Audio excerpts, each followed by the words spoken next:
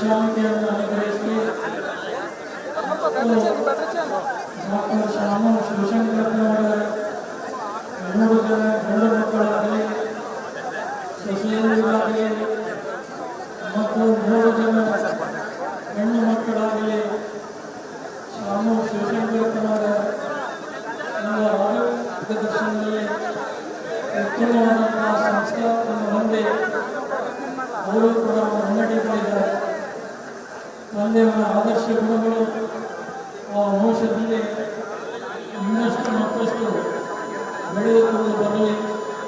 ಇವತ್ತಿನ ಈ ಅಂತ್ಯೇಷ್ಟಿಯ ಶ್ರದ್ಧಾಂಜಲಿ ಸಮಾರಂಭದಲ್ಲಿ ಅವರ ಪವಿತ್ರಾತ್ಮಕ ಜೀವಂತ ಶಿವಶಾಂತಿಯನ್ನು ಅನುಗ್ರಹಿಸಿ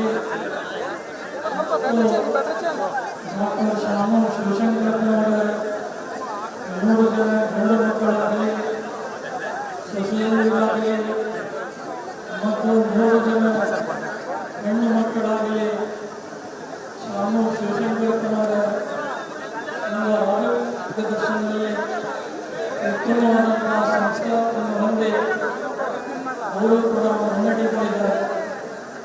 ತಂದೆಯವರ ಆದರ್ಶ ಗುಣಗಳು ಆ ವಂಶದಲ್ಲಿ ಇನ್ನಷ್ಟು ಮತ್ತಷ್ಟು ಬೆಳೆದುಕೊಂಡು ಬರಲಿ.